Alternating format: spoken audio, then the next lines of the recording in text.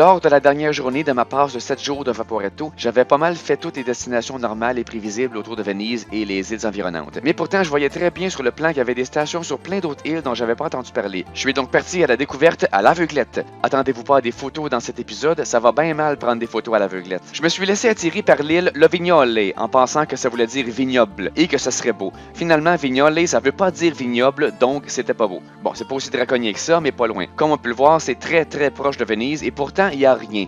Des champs et encore des champs. J'ai vu une petite maison. C'est sûr que c'était reposant de se promener dans des champs après l'hyper-densité de Venise, mais c'est tout. Je suis ensuite passé à l'immense île de Sant'Erasmo. Elle est presque aussi grosse que Lido, mais elle n'est pas étirée comme Lido, donc elle a l'air gros pour vrai. L'île est tellement grosse qu'il y a 3 stations de Vaporetto et encore une fois, j'ai pas besoin de vous convaincre que le plan n'est pas à l'échelle. Là-dessus, Sant'Erasmo a l'air plus petite que Murano. Donc c'est gros et pourtant il y a rien. Un gros rien. Pour se déplacer d'un bout à l'autre du rien, les locaux ont des chars. Oui, il y a des routes et des autos sur Sant'Erasmo.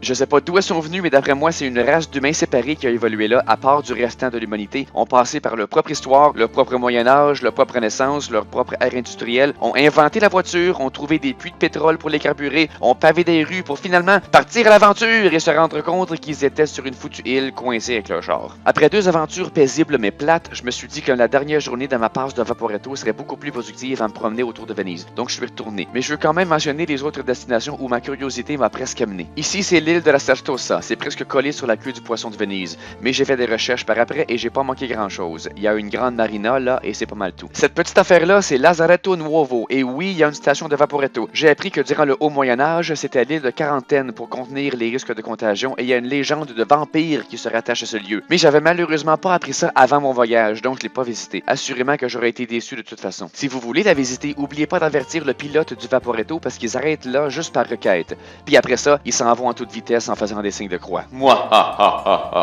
Ici, vous reconnaissez la longue île de Lido. Au large, on a 2 petites îles accessibles par Vaporetto, San Lazzaro et San Servolo. En français, Saint-Lazare et pas de cerf-volant. San Lazzaro a une église catholique arménienne et j'ai aucune idée si on peut la visiter ou si elle en vaut la peine. Et San Servolo a un genre d'université, une église et ça a déjà été un asile psychiatrique, à ne pas confondre avec l'hôtel de ville. J'ai probablement pas manqué grand-chose ici aussi. De toutes les îles que j'ai pas visitées, celle la plus digne de mention, c'est Torcello. C'est aussi la plus au nord. Vous vous souvenez à quel point Burano était loin au nord, non? Eh bien, ça c'est Burano, ça c'est Masorbo, et ça c'est Torcello. Elle est célèbre pour une raison, la Basilica di Santa Maria Assunta. C'est une église qui est supposée avoir des mosaïques impressionnantes, mais c'est loin, c'est une visite payante. On a déjà vu des tonnes de mosaïques incroyables à la Basilica San Marco, et le meilleur argument pour sauter Torcello, c'est l'opinion populaire. Littéralement, tous les gens à qui j'ai parlé m'ont dit « Va à Burano, oui, ça vaut le détour, mais ne va pas à Torcello, ça vaut pas la peine. » Tout le monde le dit, même depuis que je suis revenu. La semaine passée, un gars de dépanneur à Verdun m'a dit « C'est 4,38 s'il vous plaît, et ne va pas à Torcello. »